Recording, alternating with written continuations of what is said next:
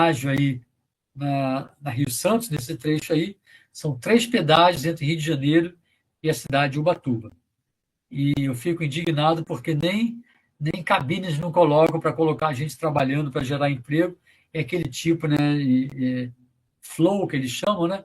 Ele detecta a tua placa ali e você tem que ter algum aplicativo para você ser debitado na tua conta bancária.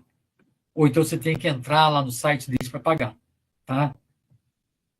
Aí já essa empresa que cobra o pedágio já está fazendo um pouco de recuperação, vocês vejam que não está muito boa, então já está começando a formar ravinas aonde eles colocaram uma biomanta.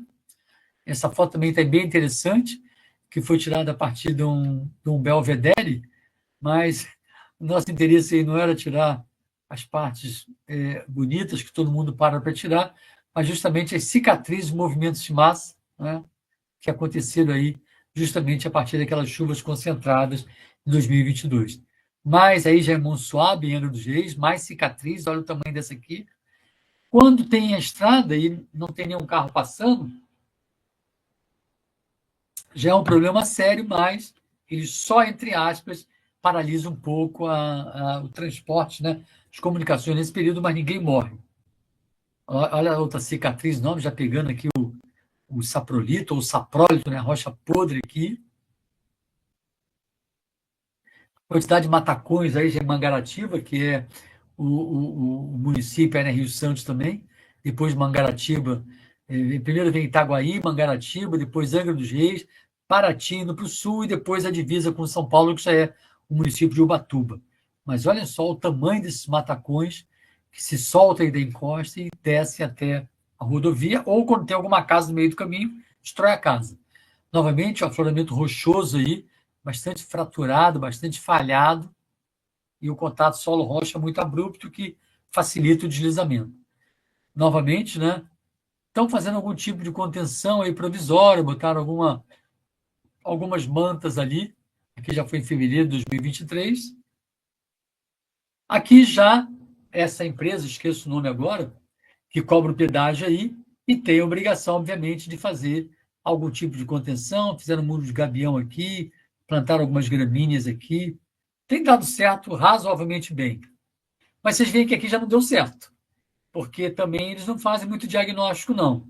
Pega a cicatriz, passa uma máquina de terraplenagem ali, joga essas mantas, faz uma hidrossemeadura depois e a vegetação vai crescendo, como aconteceu nesse caso aqui, mas eu não sei o que aconteceu aqui, por exemplo. Aqui está sem vegetação. Eu não sei o que aconteceu, que a vegetação não cresceu aqui. Mas vocês olham que nesse caso, a própria manta foi rompida aqui. Vocês vejam que eles passam a manta, minha gente, até por cima do afloramento rochoso. Não tem nenhuma não tem nenhuma utilidade aqui. A manta tem que ser colocada onde tem solo. Novamente, colocaram a manta, mas vocês vejam que a vegetação não começou a se desenvolver ainda. Essa já ficou um pouquinho melhor, porque além da colocação de manta, eles colocaram esse muro de gabião aqui, que a água que se infiltra, ela passa com facilidade por esse muro de gabião, são esses blocos rochosos que vão sendo colocados uns sobre os outros, né? E é chamado de gabião, porque não sei se vocês já viram, já chegaram perto, já viram eles montando o gabião, parece uma grande gaiola, e gabione em italiano é gaiola. Então, o português colocou gabião, o inglês chama de gabion, né? Copiando, então, tentando traduzir um termo do italiano. E aí, realmente, ele também não tem a mesma resistência que um muro de concreto, mas é muito mais barato. E para pequenas cicatrizes, ele costuma ter um bom efeito para margem de rio, às vezes para o litoral também. Novamente aqui, já crescido, essa foto eu tirei dentro do carro, dá para ver aqui a orelha do meu cachorro aparecendo aqui, tá? Mas vocês vejam que aqui embaixo, ou ele não vingou muito bem, ou está se espraiando a espécie de um leque aluvial aqui no sopé desse talude. Aqui, encosta recuperada com telas e plantios de gramíneas da Rio Santos. As fotos todas tiradas aqui por Maria do Carmo Oliveira Jorge, é assim em maio de 2023. Essa aqui eu já trago para vocês, minha gente, a grande, foi chamada na época de hecatombe, em 1967, em Caraguatatuba, Vocês veem as médias aqui, né? Dezembro de 1966 foram 450 milímetros, 265 milímetros em 29 dias de chuva. Praticamente choveu todos os dias de janeiro de 67.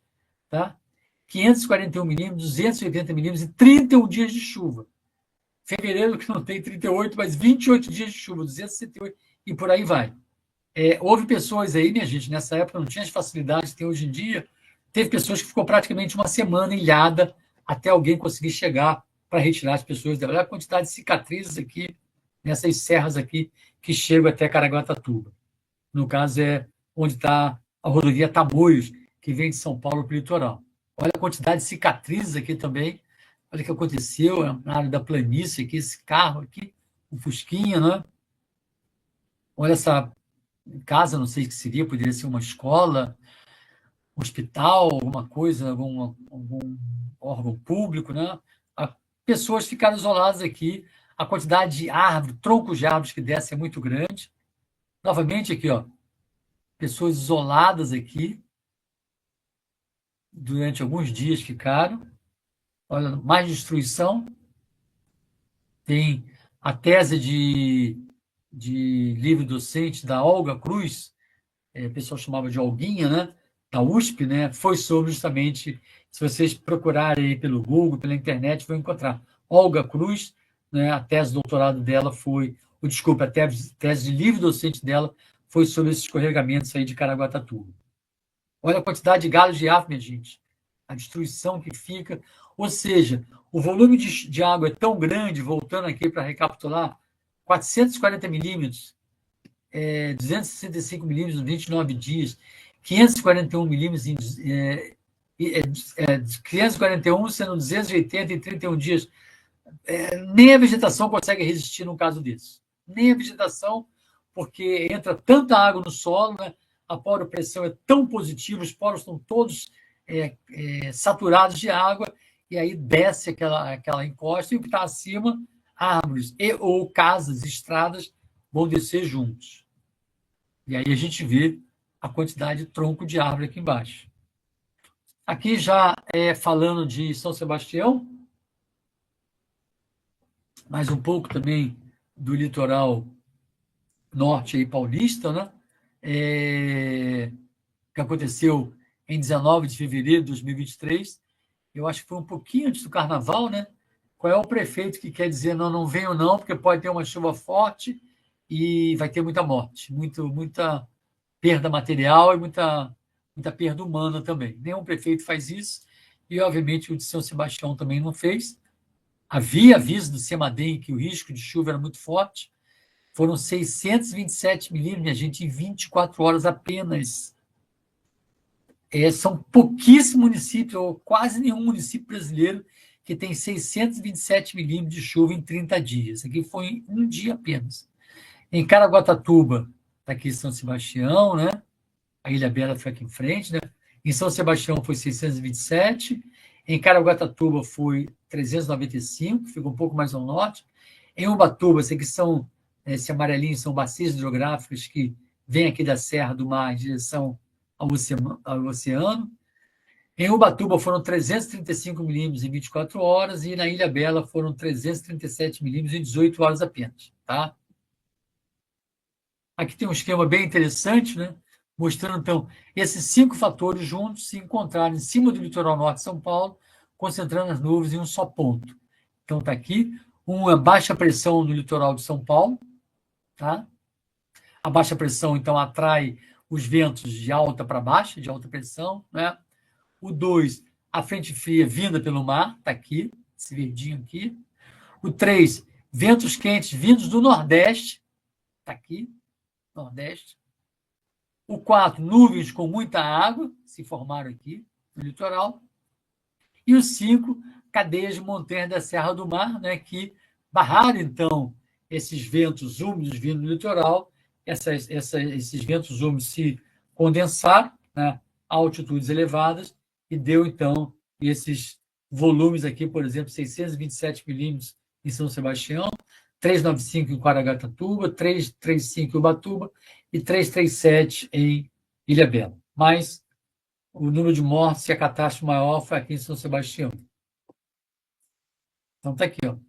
Infográfico mostra fatores que contribuíram para a concentração de chuva no litoral norte de São Paulo no dia 19 de fevereiro de 2023, tá? Aqui, se vocês quiserem depois, tá? O site onde vocês vão encontrar muito mais coisa que isso aí. Aí tá essa imagem satélite está bem didática também, a gente tem uma ideia, né, minha gente? Como esses municípios estão espremidos aqui entre o mar, né, e a serra. Essa aqui é a Serra do Mar, e indo aqui para o interior, você já tem, então, o Vale do Rio Paraíba do Sul. Está aqui, em Barra do Uno, Juqueí, Camburi e Boiçucanga, foram mais de 400 milímetros durante a madrugada, em apenas 4 horas, e 65 mortos. Tá? Então, está aqui, Boiçucanga, tem aqui a Praia do Saco, Maresias, que é bastante... Vocês veem que o Maresias, como é que ele entra aqui, subindo um pouco a Serra do Mar, né? Então, aqui as praias, vindo para cá, você vem para Caraguatatuba, né, Ubatuba, e continuando para cá, você vai para Angra dos Reis, Mangaratiba e Rio de Janeiro. Olha o que aconteceu, o estrago. Essa montagem desse slide que ele fez foi a professora Maria do Carmo, ficou bem interessante, que aqui mostra um trecho da Rio Santos, né? Aqui vocês podem reparar que foi um talude recuperado, e aqui um pouco de mata, é mata secundária, não é mata primitiva, né? Mas olha que interessante, que houve muita destruição, mas olha aqui, ó, nessa outra fotografia, provavelmente tirada de helicóptero, vocês veem que aqui, nessa área aqui, e se você pegar aqui, nessa área onde foi feito esse terraceamento, essa recuperação, só tem 2 pequenas cicatrizes de movimentos de massa. Foi um trabalho muito bem feito e não sofreu muita coisa. Aqui, nessa área de mata, vocês veem que existe convergência de fluxo, haviam alguns canaizinhos de primeira ordem aqui, e foi justamente onde houve maior destruição. Então, aqui, pela cicatriz, aqui uma visão de menos detalhe, com o helicóptero com uma altitude maior, pegando um pedacinho do terraço aqui vendo todo o terraço com 3 cicatrizes pequenas de movimentos de massa, mas olha só onde que a Rio Santos foi totalmente interrompida. Eu me lembro que, na época, a gente que conhece do assunto, né? O Tarcísio, que tinha... Isso foi em 2023, né? 2023, só lembrando que é 2023.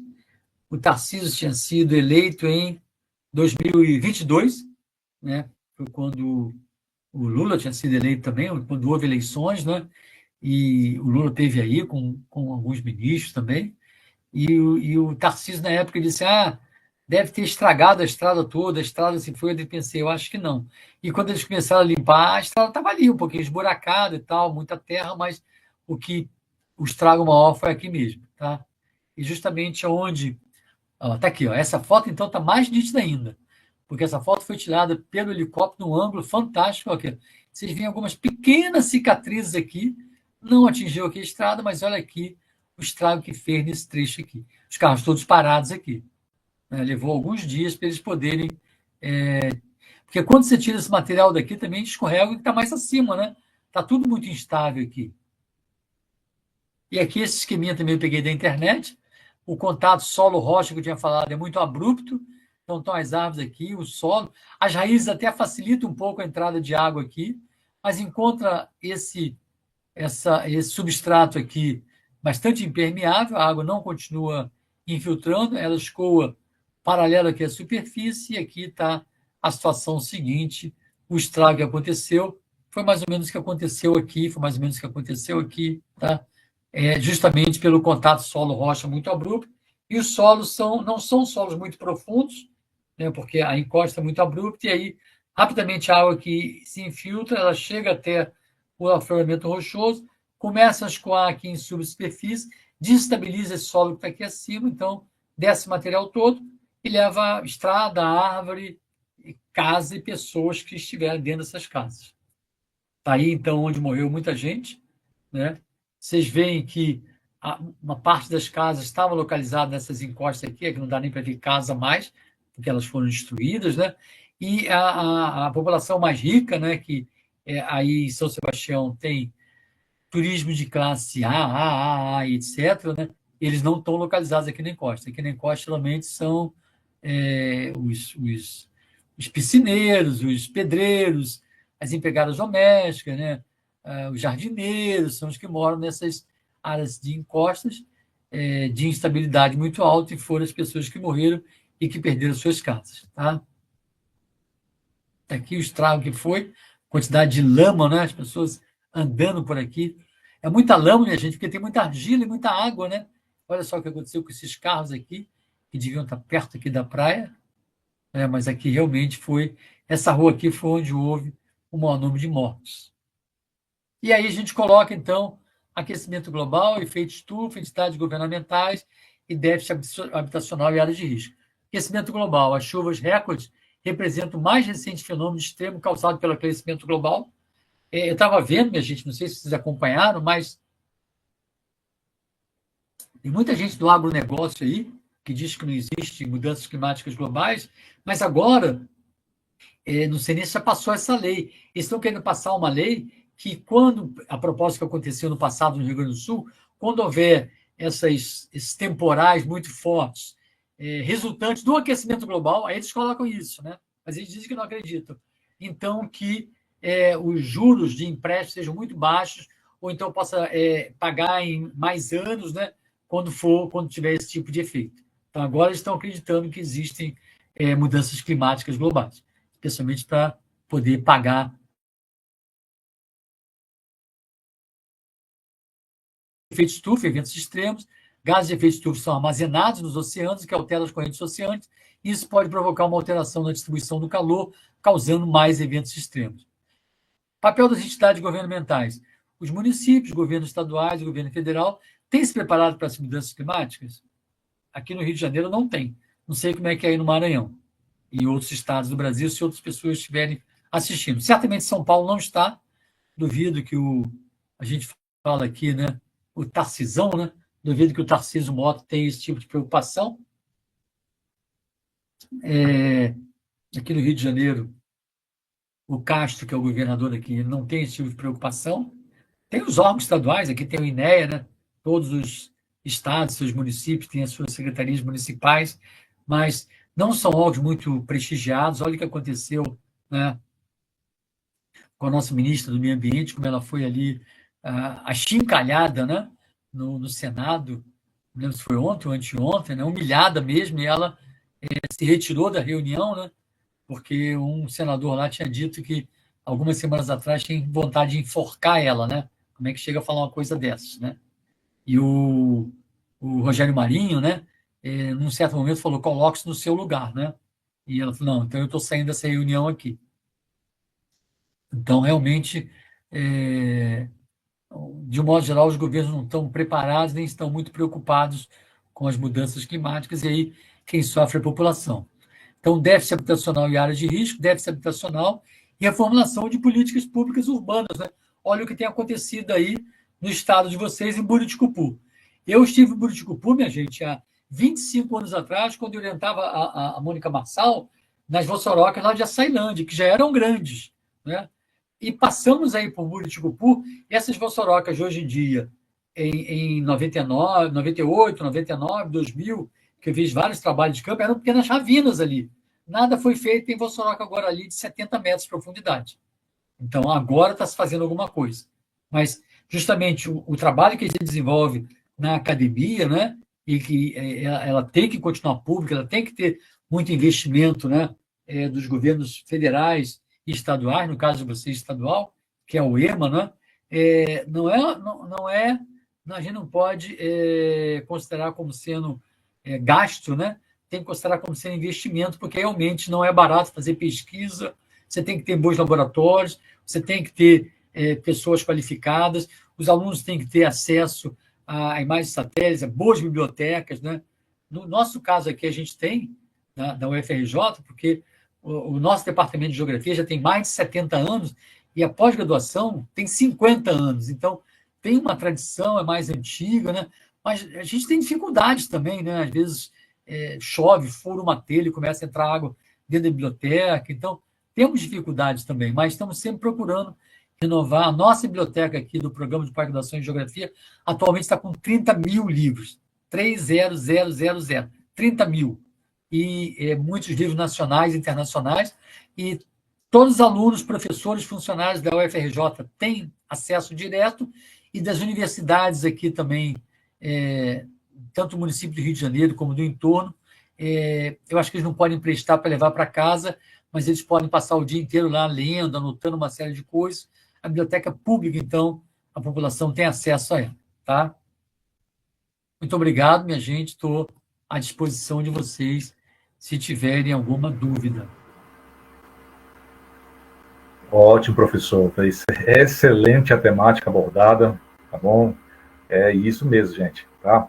Importante frisar essa relação que o professor Guerra relacionou, tá bom? Com ótimas contextualizações, abordagens práticas aplicadas dentro do conhecimento geográfico, né, geomorfológico, tá?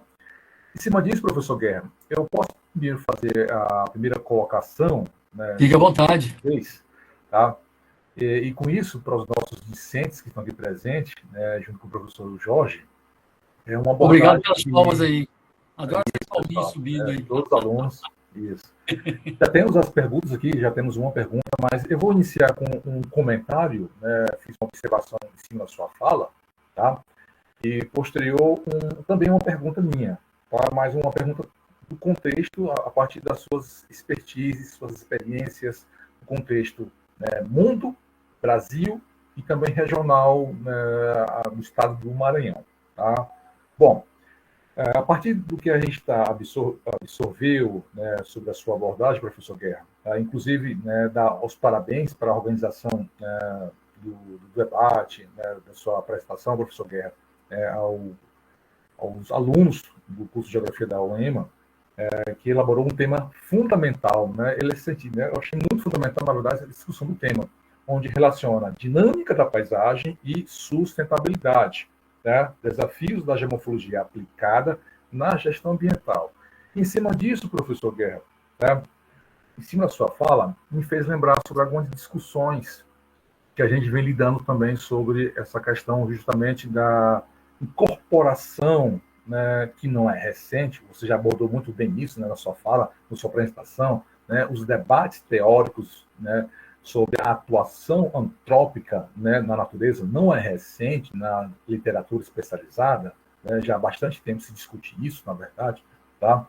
Mas em cima disso, eu faço aqui uma colocação que me fez lembrar sobre algumas abordagens, na verdade, das teorias geomorfológicas, as clássicas, né? Existem aquelas bases, né, as mais abordadas, né, aqui no Brasil.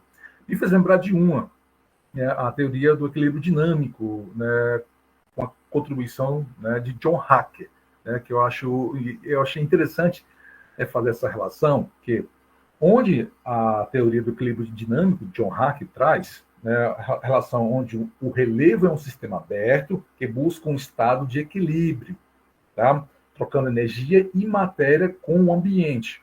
E o relevo é um sistema, né, é um elemento sistêmico, né, de um sistema maior. E, em cima disso, também as relações, né, dos processos geomorfológicos internos e externos, sendo trabalhado, né, no seu tempo, né? E, logicamente, tem os sistemas, né, endógenos, bastante conhecidos, e os exógenos. Aí eu faço a complementação desses exógenos, né? O elemento antropogênico, aonde relaciona-se, na verdade, né, com grande, né, magnitude. Aí eu faço a ponte, na verdade, tá certo? Entre esses elementos exógenos, ação antropogênica, tá? E a teoria do equilíbrio dinâmico, ou melhor, fazendo uma contextualização em cima da sua abordagem sobre essa quebra de equilíbrio dinâmico, na verdade, com a entrada, né, de grande magnitude de energia, no caso, energia antropogênica, em cima, né, desse trabalho. Aí, por fim, eu faço a pergunta: como a geomorfologia aplicada pode superar os desafios de conciliar a dinâmica natural da paisagem com as demandas da sustentabilidade ambiental, tá? Especialmente frente aos processos antrópicos acelerados que comprometem a resiliência dos sistemas terrestres, justamente nessa abordagem de equilíbrio, ou a quebra de equilíbrio, dos sistemas, né, onde John Hacker traz a contribuição. Tá? É isso, professor. Tá bom? Muito boa sua pergunta, Rafael. ela dá margem para dar um curso sobre isso aí, se eu quiser, entendeu? Então, muito boa a tua pergunta, eu gostei dela. Mas aí, enquanto você estava perguntando, essa questão da resiliência, do equilíbrio dinâmico, eu pensei no seguinte: qual a responsabilidade que nós temos enquanto professores e os alunos que estão presentes aí enquanto licenciandos, que vão ser professores, vão trabalhar em escolas públicas, particulares, de ensino fundamental e de ensino médio, qual a responsabilidade que nós temos enquanto professores de geografia, enquanto geógrafos, de podermos passar para os nossos alunos essas informações que você colocou aí? Porque nem sempre os livros de geografia orientam muito nesse sentido. A gente tem que seguir ali, obviamente, a famosa BNCC, né? Mas a É, gente pode colocar um pouco da nossa experiência, um pouco do nosso conhecimento, para mostrar para os alunos como é importante o estudo de solos, como é importante o estudo do relevo, como é importante o estudo do clima, e como é importante colocar o homem aí e o homem de que forma ele vai interferir, rompendo esse equilíbrio dinâmico aí. Porque, por exemplo, movimentos de massa sempre ocorreram na evolução da história isso, geomorfológica da sim. Terra. Não é? Mas só que acontece o seguinte: com os cortes dos taludes, por exemplo, as construções sem rede de esgoto, sem galerias pluviais, Hum, as construções das ruas em áreas urbanas como Petrópolis, Teresópolis, Nova Friburgo e vários outros municípios serranos do Rio de Janeiro e de outros estados brasileiros, junto com essas chuvas muito concentradas, faz com que, então, deslizamentos venham a ocorrer e pessoas venham a morrer. Então, esse equilíbrio dinâmico, né, que muitos pesquisadores trabalharam, estudaram e colocaram as suas teorias, deram a sua contribuição, a gente pode decodificar, a gente não vai falar nesse equilíbrio dinâmico para um aluno de 12, 13, 14 anos de idade, mas mostrar para eles através de exemplos do que acontece no cotidiano deles. Então, a propósito disso, depois, se você quiser, eu mando para alguém aí, para você ou para alguém, duas cartilhas de solos que a gente. Posso até mostrar para vocês, está aqui, ó. Alguns de vocês talvez devem ter conhecido. Ela, a princípio, está aqui, ó. Ela, a princípio, foi feita para ser usada em ensino fundamental, ensino médio, mas tem sido usado em faculdade também, feito pela Maria do Carmo. Solos contando a sua história. Esse bonequinho aqui é um gengibre, tudo começou numa área de plantação de gengibre lá em Ubatuba, mas depois ela sentiu a necessidade de fazer também um caderno de atividade, de exercícios. excelente, professor. Essa Isso. aqui saiu em 2021, são 60 e poucas páginas, e essa aqui saiu em 2024, totalmente ilustrada, cheia de exercícios, palavras cruzadas, etc. Então, eu posso mandar. A gente tem muito poucos exemplares, né, porque a gente não conseguiu publicar muitos, mas eu posso mandar o PDF das duas para você. Você distribui para alunos e professores. Então, a gente vem tendo muito essa preocupação de levar o ensino de solos para escolas, especialmente escolas públicas, onde as crianças têm mais carência que nas escolas particulares, com vários projetos, dissertações defendidas. A gente teve uma mestranda que defendeu a dissertação dela no passado, trabalhou com o ensino de solos, e como os livros didáticos também retratam esse ensino de solos, e com atividades junto com os alunos, né? Com uma série de atividades. Atualmente eu tenho uma doutoranda que está desenvolvendo na escola em que ela é professora, uma escola pública municipal aqui do Rio de Janeiro. A gente montou um laboratório de solos, aí a gente tem que conseguir projetos, um projeto que foi colocado aqui no Rio de Janeiro, bem interessante, olha o título: Meninas e Mulheres nas Ciências, que as ciências geralmente são mais dedicadas aos homens, né? Então o Isso. projeto foi Meninas e Mulheres na Ciência. As bolsas eram mais para professores e para alunas, mas os meninos podiam participar também. O que nós fizemos com a verba? Montamos um laboratório de solos numa escola de sexto a nono ano. E os alunos fazem algumas análises, muito mais simples que a gente faz na faculdade, mas a gente comprou jogo de peneiras, a gente comprou estufa, a gente comprou balança de precisão, a gente comprou toda aquela vidraria e os solos que a gente descarta nos nossos experimentos no laboratório de geomorfologia do FRJ, a gente leva para esse laboratório lá. Então, as crianças fazem uma série de atividades lúdicas, pinturas com solos, começa a ver textura, pH de solos, matéria orgânica. Então, é uma forma de a gente iniciar os alunos nas ciências com algo que a gente estuda em profundidade na universidade. Então, a gente publica, mas não deixa de ser um trabalho de extensão esse aí, né? Porque a gente leva esse ensino para a garotada ali na faixa de 13, 14, 15, 16, 17 anos de idade. Ali, Isso mesmo, ensino professor. médio também. Isso é possível, né, até de replicar para nossos colegas aqui do Maranhão, né, junto com o professor Jorge e seus alunos. Tá? Eu tenho mais duas perguntas aqui, professor. Uma forma de facilitar a vida dos professores para trabalhar com os alunos. E o que eu costumo dizer é o seguinte: mas é difícil, a gente não consegue ônibus para trabalho de campo com os alunos. Na maioria das vezes, saiu da escola, andou 50 metros, já tem uma série de coisas que são interessantes ali. Ou, às vezes, no próprio campus da escola, porque, às vezes, é grande, numa área rural, tem solo exposto ali, tem erosão próximo, tem um rio que passa ali perto. Então, desenvolver com os alunos atividades práticas, atividades lúdicas, né? E que eu fico pensando como é que essa garotada aguenta assistir 5 aulas de 40, 45, 50 minutos, com um intervalo pequeno, sei lá, de 7 a meio-dia. Deve ser muito monótono aquilo ali. E quando a gente faz essas atividades, a garotada vibra com aquilo ali. É verdade. Isso você tem isso o tempo todo. Mas, de vez em quando, é possível isso aí. Isso mesmo. Eu tenho mais duas perguntas para você, professor. Pode ser? Olha só, é a pergunta do nosso aluno aqui, do Manuel Moraes. Né? Ele faz aqui o questionamento. Né? Diante da complexidade e da gravidade das vossorocas em Buriticupu, o senhor acredita que ainda existem soluções técnicas e sustentáveis para controlar ou renovar esse processo com base na sua experiência e na sua expertise, professor?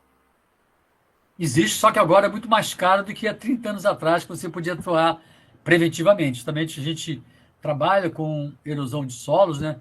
Com monitoramento, a gente tem feito também algumas estações experimentais, começamos em Petrópolis, fizemos em Cáceres, em Mato Grosso, em Natal, no Rio Grande do Norte, lá em São Luís, no campus da Universidade Federal do Maranhão, em vários lugares, né? Eu comecei o meu doutorado na Inglaterra e montei uma estação experimental. Cada vez mais a gente vem trabalhando com os drones também. Então, a partir desse conhecimento acumulado já de, eu diria, 30 anos, o Loja Solos foi criado em 1994, ano passado nós comemoramos 31 anos esse ano agora, é possível, só que é um custo muito elevado. Eu fui convidado também pela equipe que está, o pessoal da UEMA Sul, pessoal lá de Buriticupu, da Defesa Civil, né? Eu não tenho certeza, mas eu acho que eles ganharam alguma verba aí internacional, ou então talvez até do Ministério do Meio Ambiente, só que o custo vai ser muito elevado, porque aí envolve algumas obras de engenharia que, se você tivesse feito isso há 20, 25 anos atrás, aqueles geotextos que nós aplicamos nas Vossorocas lá de São Luís seriam possíveis. E agora você tem que desocupar muitas casas, porque tem muitas casas ali em área de risco. Então, é um custo financeiro e um custo social muito grande, né? Porque ninguém quer sair da sua casa. Mas se aquela casa está em risco, a Defesa Civil tem que conseguir convencer. As prefeituras anteriores que não fizeram nada, agora tem que fazer alguma coisa.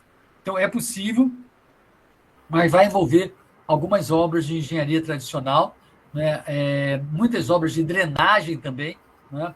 Algumas ruas, algumas casas, as pessoas vão ter que sair das suas casas, porque o risco é muito grande, e para você recuperar, você às vezes tem que recuar um pouco essas vossorocas aí. E quando você recua, se tiver casa, você tem que retirar.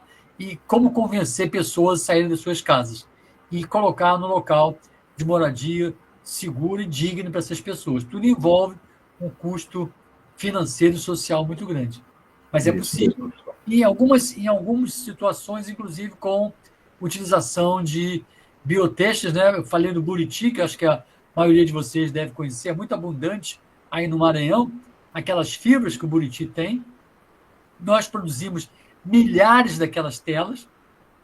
Se vocês quiserem, entre em contato com o professor Fernando Bezerra, lá da UEMA de São Luís, porque ele foi o grande responsável e tem desenvolvido projetos de recuperação de áreas degradadas lá em São Luís, utilizando esses geotextos, que é uma... Eu tentei até patentear uma vez pela UFRJ, mas até o Fernando foi comigo lá na reitoria, era uma lista de uns 50 documentos. Quando eu saí com o Fernando olhou para mim e falou assim: professor, você vai patentear? Não, desisti. Era muita burocracia, era um trabalho muito grande. Falei, não vou patentear, não. Mas seria interessante porque ninguém utilizou isso aí antes. A ideia foi nossa. E foi um projeto que nós ganhamos da União Europeia, chamado Boraços, e foram mais 9 países. Na América do Sul fomos só nós, Maranhão, o FRJ e o EMA e o UFMA, não é? Da Europa foi Inglaterra, Hungria, Lituânia e Bélgica. Da África, Gâmbia e África do Sul. E da Ásia, China, Tailândia e Vietnã. Olha só quantos países aí. Isso, professor. Inclusive... De 6 meses, a gente viajava para um desses países, onde nós tínhamos as reuniões, cada um mostrava o que tinha feito nos 6 meses anteriores e o que ia fazer nos 6 meses posteriores. E a reunião que a gente tinha com o pessoal da União Europeia, eles falavam, a gente quer ver trabalho acadêmico, mas a gente quer ver trabalho prático de recuperação de área degradada. E a gente quer que vocês trabalhem em áreas pobres. A gente não quer que vocês trabalhem em áreas de classe média alta, não. Isso. No nosso caso, nem precisava pedir, porque a gente trabalhou no bairro do Sacavém, não sei se algum de vocês conhece aí, lá em São Luís, que não é uma área que mora gente rica, não. E a gente recuperou uma vossoroca lá, utilizando esses biotês feitos com buriti. E qual não foi o nosso prazer, há 2 anos atrás, quando fizemos o trabalho de campo lá e vimos que as vossorocas estavam recuperadas. Isso mesmo. Não recuperado, que as pessoas começaram a construir casa dentro da vossoroca, entendeu? Que a gente tinha recuperado há 15 anos atrás, mais ou menos.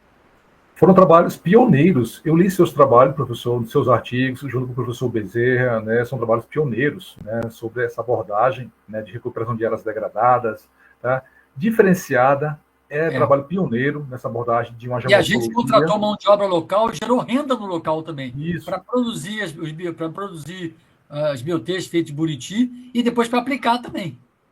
Muito diferenciada de outra abordagem de outros profissionais. Por exemplo, a agronomia trabalha com uma outra abordagem de paliçadas, bambu, né, de contenção. Já a sua pesquisa, junto com o professor Bezerra, já fizeram justamente um trabalho muito mais abrangente e social, né, aplicado mesmo. Temos mais uma pergunta aqui do Jackson Lima, onde ele faz um comentário, né, e no final faz uma pergunta aqui, né, bem breve. Tá? Comentou que é um prazer estar assistindo a palestra do professor Guerra, tá? E faz a pergunta, de que forma a cartografia geomorfológica pode contribuir para a gestão ambiental? Excelente pergunta, excelente. Ela é fundamental, né? Porque se você consegue antes de mais nada, o Lucas, obrigado, que disse que o livro de processos erosivos é fantástico, muito obrigado, é muito gratificante isso. E o Fernando escreveu um capítulo nesse livro aí, mas realmente essa cartografia é fundamental, porque você podendo cartografar, podendo mostrar tanto feições, como procurando mostrar processos que deram origem àquelas feições ali, tanto do ponto de vista erosivos, como do ponto de vista das cicatrizes e movimentos de massa, né? E hoje em dia, cada vez mais com as geotecnologias, até com aprendizado de máquina, machine learning, né? Que a gente está começando a usar também, tem um doutorando, tem o seu sobrenome aí, Marques, né? Jorge Marques Filho. Conheço ele, meu colega. A gente já conversamos já. Olha, eu estou iniciando essa abordagem aí do machine learning também. Ei, rapaz, entra em contato com ele que a gente está escrevendo, já escrevemos um que saiu publicado, está lá no ResearchGate, na revista Land, né? Eu vi. E agora estamos escrevendo um para Geoscience também, mas agora já com a predição usando machine learning para movimentos de massa. Porque os fatores detonadores também são mais ou menos diferentes. A declividade não é um fator tão importante para a erosão, mas para o movimento de massa, para o deslizamento é. Então, a gente continua entrando em contato com o Jorge Marques, que é uma pessoa fantástica, vai estar acabando o seu doutorado daqui a pouco. E, voltando à pergunta, então, essa cartografia é fundamental, porque... e a gente pode fazer uma cartografia que seja mais ligada para a área acadêmica, mas também eu acho que a gente pode fazer uma cartografia que seja mais ligada à área também da defesa civil ou das prefeituras, que podem não entender a nossa linguagem, que é uma linguagem mais hermética, né? Às vezes mais difícil, né? Um mapeamento com uma legenda mais simples, né?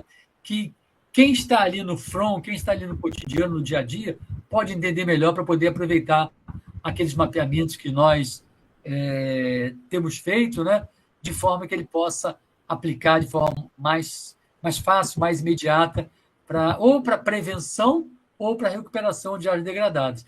O nosso objetivo, enquanto cientista, é trabalhar muito mais na prevenção, para que o dano não venha a ocorrer. Mas quando ele ocorre, a gente também tem que oferecer uma solução.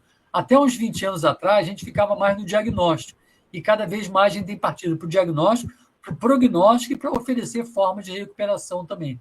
E essas formas de recuperação nós começamos com as voçorocas lá no município de São Luís, né?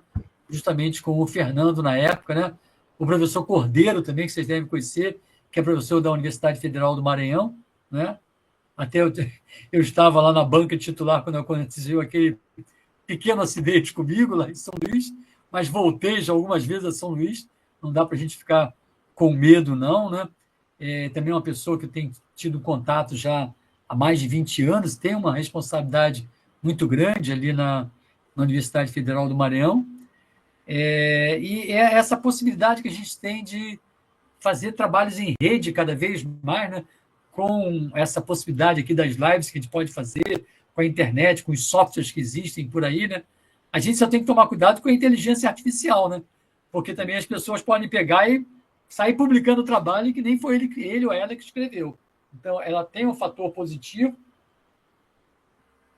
mas tem que escrever o que é nosso, né? Então, já tem gente utilizando aí a inteligência artificial para escrever coisa que não é dela, né? Que dá aquelas palavras-chave e aí os softwares saem escrevendo. Mas cada vez mais essas geotecnologias, né? Voltando à questão dos mapeamentos, né? Da cartografia geomorfológica, são fundamentais. E eu sempre falo para meus alunos, você tem que ter um embasamento teórico-conceitual muito grande, senão você aperta um monte de botão, faz um mapa, sai um mapa colorido, bonito, mas o que interpretar, como interpretar aquele mapa, ou que variáveis eu vou colocar, né? Agora a gente está fazendo, eu e o Jorge Marques estamos fazendo, Jorge Marques Filho, né? Estamos fazendo, então, mapeamentos para predição de deslizamentos da bacia do Rio Piabanha, que fica aí, pega uma boa parte do município de Petrópolis, né? E algumas variáveis se destacam ali, não vou colocar nada por enquanto não, porque o artigo está para sair daqui a pouco, né? Mas é claro que é tudo feito, né, por softwares, mas se você não sabe o que colocar como variável ali, certamente a resposta não vai ser uma resposta muito favorável. Então, esse conhecimento técnico científico, como tem muitos alunos assistindo, mais de 70 aí assistindo, minha gente, eu sempre insisto muito com meus alunos de graduação, de mestrado, de doutorado, de pós-doutorado, né? No pós-doutorado a gente não chama nem mais de orientador, é o supervisor, né? Que a leitura é muito importante, porque com a leitura você vai formando uma massa crítica, né? Em que você vai tendo cada vez mais conhecimento e vai podendo seguir a sua linha, né? Que eu costumo dizer para os meus alunos, se vocês não lerem, vocês viram papagaios, vão repetir o que os professores estão falando para vocês. E se vocês lerem, vocês formam massa crítica. Que aí vocês pode ser cada vez mais, você pode ligar conhecimentos de vários autores, de várias teorias, como você colocou no começo, né, Rafael? E quem sabe chegar a criar a sua teoria também, né? Mas se você não tem massa crítica, você não tem leitura, por exemplo, a gente tem um laboratório muito bom, mas o aluno que não tem, ele vai para o laboratório, faz as análises, como interpretar depois os resultados que ele obteve ali? Ou como interpretar os softwares para utilizar mapeamentos, por exemplo, através de modelos digitais de elevação das voçorocas que a gente tem monitorado, né? Como interpretar isso aí? Como interpretar esse recuo das cabeceiras ou das paredes das voçorocas? O mapa em si, se você não tem um conhecimento científico daquilo ali, não vai te dizer muita coisa. E você tendo conhecimento, aí você consegue extrair a partir dos mapeamentos que você tem. Pode ser uma série temporal de 2, 3, 4 anos, já vai te mostrar a diferença ali. Enquanto antes, como eu disse, a gente colocava estaca, puxava a trena, aí, quando é área urbana, alguma criança pegava a nossa estaca, a gente não sabia mais onde estava aquela estaca agora, e levava horas para poder tirar essa medida. Agora, não estou exagerando, 5, 6, 7 minutos, você levanta o vante, faz o sobrevoo, tira 80, 90, 100, 120 fotografias, traz aquilo para o laboratório, usa alguns softwares, e você tem uma série de mapeamentos ali, com muito mais precisão, muito mais detalhe do que a gente tinha há 15 anos atrás. Verdade. Mas isso não faz com que a gente não tenha que ter um conhecimento teórico conceitual sobre o tema que a gente está se debruçando.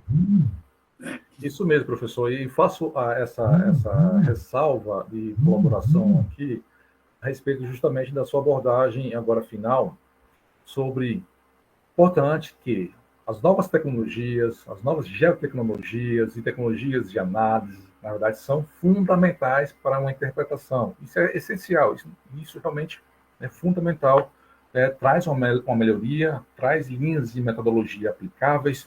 No entanto, na verdade, não adianta, na verdade, ter esse conhecimento, essa base, se você não tiver uma boa teoria, É aquela isso aí. robustez É isso aí. sobre teorias geomorfológicas, né, sobre as propostas e as metodologias de mapeamento geomorfológico, né, as bases internacionais, as clássicas, tá? As brasileiras também, tá certo? O Cristoforetti, as Elizabeth Saber, né? Logicamente, a internacional, vou citar aqui, que tem a relação, né, Europa, Brasil, Tricart, onde faz uma grande contribuição, na verdade, né? Então, são as bases. Não adianta você trabalhar um SIG, né, um que for, na verdade, aperta botão, dá um resultado no mapa e você vê, interessante isso. Mas qual é o resultado? Qual é a análise, né, a criticidade daquele fenômeno que eu estou vendo no mapa? E às vezes ali é só uma representação, não é realmente algo de fato fidedigno, né? Eu botei no meu e-mail, gente, sem querer te cortar, já cortando, antonioteguer@gmail.com. Se alguém quiser depois, pode entrar em contato comigo diretamente, tá? Que eu puder atender, eu procuro atender. Nesse caso, professor, temos aqui a pergunta do Giacomo Santiago, né, que eu posso aqui trazer uma última pergunta. Ele pergunta aqui, né, o Santiago, né, quais as estratégias que podem ser implementadas para minimizar os riscos de deslizamentos e quais desafios técnicos que possam dificultar, né, dificultar a aplicação dessas medidas? Pergunta também. Dá para dar um curso sobre essa pergunta aí. Mas Giacomo Santiago. estratégias são sempre você ter uma boa cartografia geomorfológica, geotécnica também, né? Pedológica da área, geomorfológica da área, né? Apontando quais são as áreas de risco ali. O pessoal gosta muito de usar risco geológico, eu prefiro mais usar risco geomorfológico. Você falou dos fatores externos no começo, né? Concordo também, Acho que o plenamente, risco é né? muito mais geomorfológico que geológico, mas se você tem uma boa cartografia aí, apontando essas áreas de risco baixo, médio e alto, né, você já pode, a prefeitura, a defesa civil, já pode orientar os cidadãos daquele município a não ocupar determinadas áreas, né, que são áreas de risco eminente, e ocupar outras áreas. E quando essas áreas estão ocupadas, eu sei que é um trabalho difícil, mas tentar convencer as pessoas a se mudarem para outras áreas e, obviamente, a prefeitura vai ter que oferecer algum tipo de moradia para essas pessoas aí. Então, quando você tem essa preocupação preventiva, o que muito poucos municípios, quase nenhum município no Brasil tem essa preocupação. Se tivesse, não ia acontecer as catástrofes que aconteceram em Petrópolis, Teresópolis, Friburgo, Buriticupu, São Luís também já morreram pessoas aí, a Ceilândia, né? Em Mossoró, costumo dizer, morrem menos pessoas do que nos deslizamentos. Porque só quem está com a casa construída muito próximo à borda da Vossoroca, e se houver, porque a Vossoroca, depois que ela se estabelece, ela recua, ou ela, do ponto de vista de quem está montante, ela está recuando. Do ponto de vista de quem está dentro da Vossoroca, ela está avançando. Então, só quem tiver alguma casa muito próximo da borda ou da cabeceira da Vossoroca, se houver algum movimento de massa, especialmente à noite, e pegar a casa, pessoas vão morrer. Mas raramente alguém morre por erosão de solos. Agora, por deslizamento, sim. Porque o deslizamento, eu costumo dizer para quem não conhece bem, se você não evacuar a área antes do deslizamento, você vai pegar corpos ali dentro da terra. Porque a grande maioria ocorre entre 30 e 60 segundos. Não dá tempo de tirar quando já começou a acontecer. Então tem que tirar antes. E tem que ser um trabalho de convencimento, porque a maioria acha, né, ainda mais aqui no Brasil, é um povo muito religioso, com muita fé. Não, eu tenho a proteção de Deus, não vai acontecer nada comigo. Eu costumo dizer assim, Deus protege até um certo ponto. Não dá para proteger o tempo todo. Porque se você está numa área de risco iminente, se existem mapeamentos com uma boa cartografia, eu estava conversando isso com o Jorge hoje, que a gente está. Às vezes a gente escreve lá no laboratório, a gente escreve na casa dele ou na minha casa, e a gente está terminando esse artigo aí, usando o machine learning para apontar risco de deslizamentos na bacia do Rio Piabanha, que passa por Petrópolis, né? Como a gente consegue decodificar depois isso aí para a prefeitura? Porque se manda um artigo desse para a prefeitura, gente, não estou subestimando a capacidade deles, mas vai ser difícil do pessoal entender ali. Mas se você simplifica a linguagem e manda de forma que a prefeitura e a Defesa Civil possam utilizar, é uma orientação incrível para eles quais são as áreas, e aí também você pode tentar correlacionar com as áreas que já aconteceram os deslizamentos. E aí o teu mapeamento, né, usando aprendizado de máquina, o teu mapeamento pode mostrar qual a validade dele. Porque imagine se a gente aponta que o próprio software calcula para você isso aí, e aponta áreas de alto risco de deslizamento. E você pega o mapa onde aconteceram os deslizamentos, e quase todos eles estão nessa área, e fala, olha, o mapeamento está correto aí. Mas tem uma outra área que não aconteceu de deslizamento ainda, que pode vir a ocorrer, que o mapeamento apontou essa área como sendo área de alto risco a deslizamento também. Então, o que a prefeitura pode fazer? Não deixar pessoas construírem aí. Ou, se tiver construído, tentar convencer a se mudar para uma outra área, se bem que aí já é muito mais difícil. Você cria um problema social, a população vai contra, tem uma série de manifestações. O ideal, então, como eu disse, é atuar preventivamente.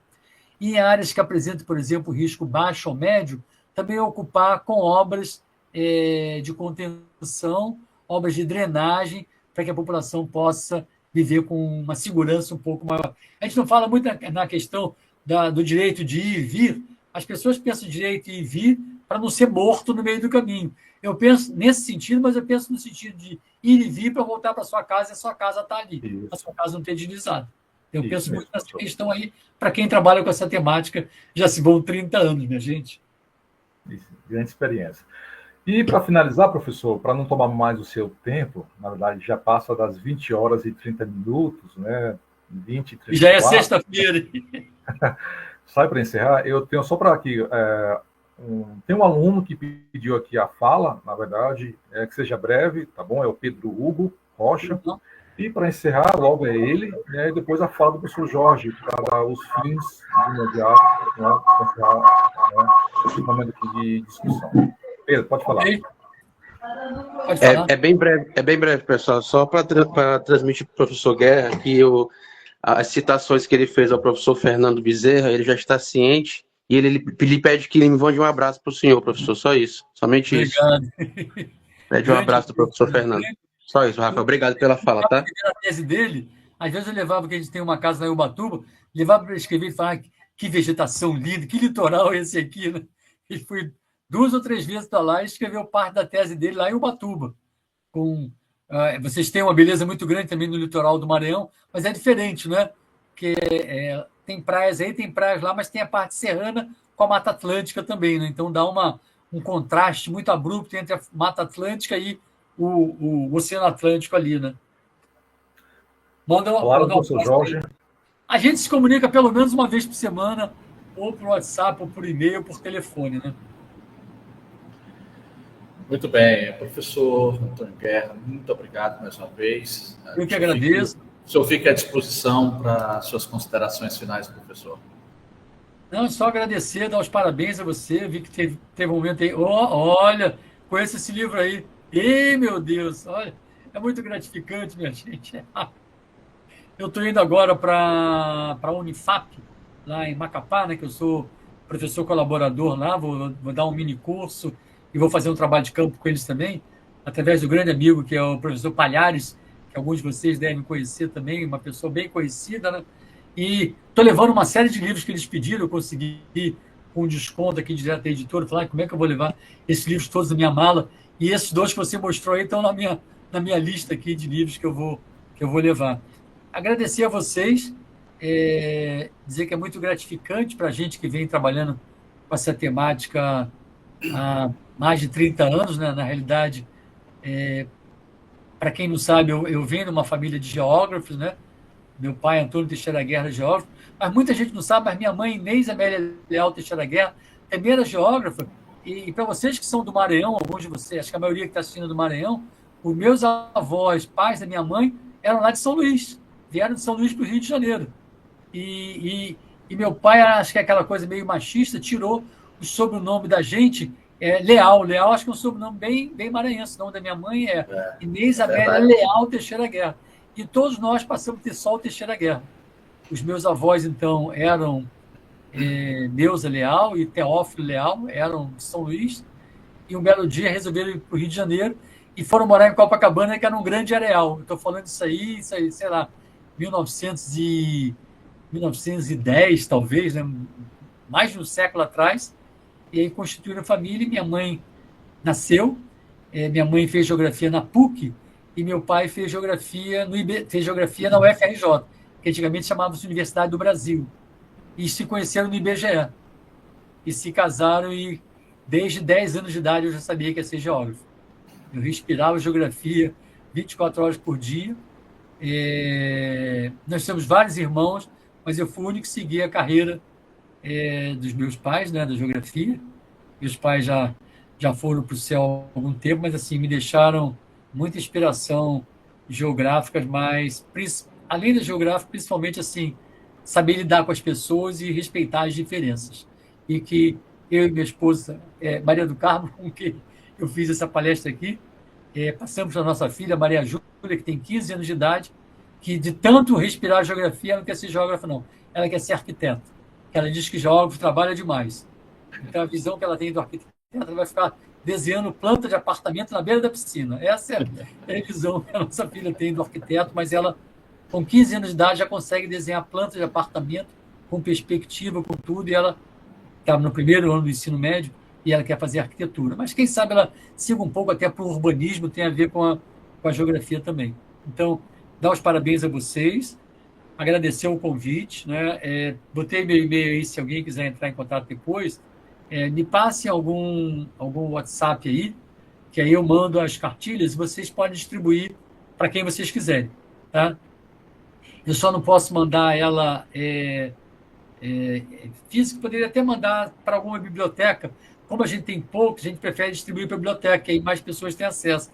Mas o PDF eu posso mandar e vocês podem distribuir para quem vocês quiserem. E acho que é interessante porque é um trabalho que foi assim, bastante trabalhoso para ela.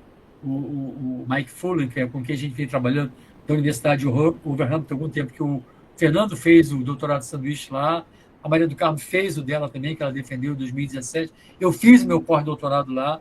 O professor Antônio Soares da Silva também, que é da UERJ, fez. O professor Manuel, que é meu colega de departamento, fez o pós-doutorado lá na Universidade de Wolverhampton, lá na Inglaterra, né? E ele fez o prefácio da cartilha.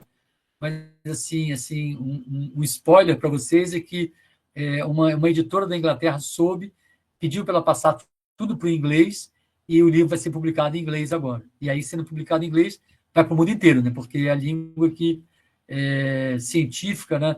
Que o mundo inteiro fala, já está, daqui a pouco já deve estar em fase de impressão, que chamaram justamente a cartilha de solo, eles traduziram para um livro de solo. É o Soils Book. Então, deve estar saindo nos próximos meses. E assim que sair, se eles derem acesso da gente poder distribuir gratuitamente o PDF, também eu posso distribuir.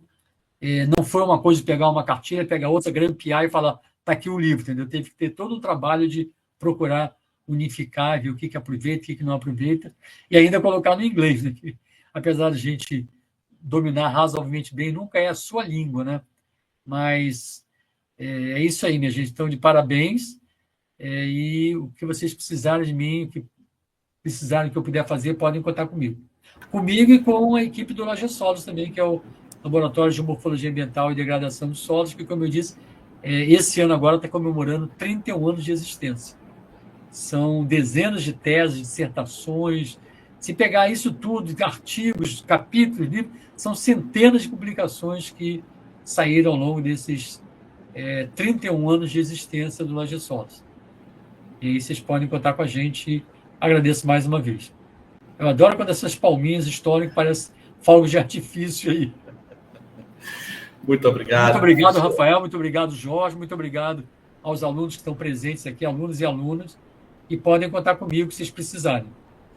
Muito obrigado, professor Antônio Guerra. Muito obrigado, professor Rafael.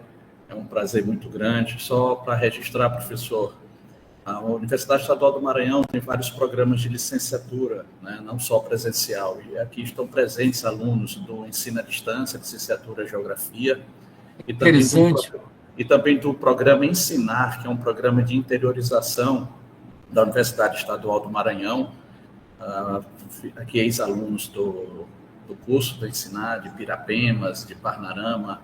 Então, só para o professor ter ideia da dimensão da sua importância ainda maior, né, no Maranhão, professor. Muito obrigado mais uma vez. Obrigado. Como eu disse, minhas raízes estão aí, né? Meus avós vieram de São Luís para o Rio de Janeiro, né? Tanto que Coisa sempre que eu boa. visitava São Luís, eu comprava aquela farinha. Como é que é aquela farinha grossa? Farinha d'água, Santa Rita. Eu preciso dizer a vocês, lamentavelmente, minha mãe era a única que gostava. Porque a gente comprava farinha mais fininha, entendeu? Como ela tinha, apesar de ela ter nascido no Rio, mas os pais maranhenses, então eu sempre trazia farinha d'água para ela. Hoje em dia é fácil de encontrar aqui, mas há 30 anos atrás não era. Traz 1 quilo de farinha d'água para sua mãe. Ah, mãe, você quer que eu compre? Compre. Porque a gente gosta mais, o carioca gosta mais daquela farinha, acho que é farinha de mesa, aquela fininha, né? Fininha, é. Então minha mãe pedia para comprar a farinha d'água para ela. E eu levava. Professor Rafael Marques, muito obrigado mais uma vez pelo seu tempo, pelo atendimento aí que a gente procurou até você. Farinha obrigado, de puba, Rafael. que colocaram isso mesmo, farinha de puba. Farinha de puba. Gente, muito obrigado mais uma vez. Obrigado a vocês. Né? Uma boa noite, um bom fim de semana. Boa noite. Nos vemos numa próxima ocasião. Quem sabe eu vou até Caxias aí. Já está convidado, professor. Já está convidado, tenha certeza. Venha, será muito bem recebido, tenha certeza. Muito obrigado. E sem farinha. Pode ser de puba, né? Puba é fininha. Pronto, Um abraço a todos e a todas. Falou, minha gente. Boa noite, hein? Boa noite a todos. Tchau, gente. Continue em contato com o Jorge Marques, hein? Rafael Marques. Não deixa de manter contato com ele, não. Tchauzão, gente.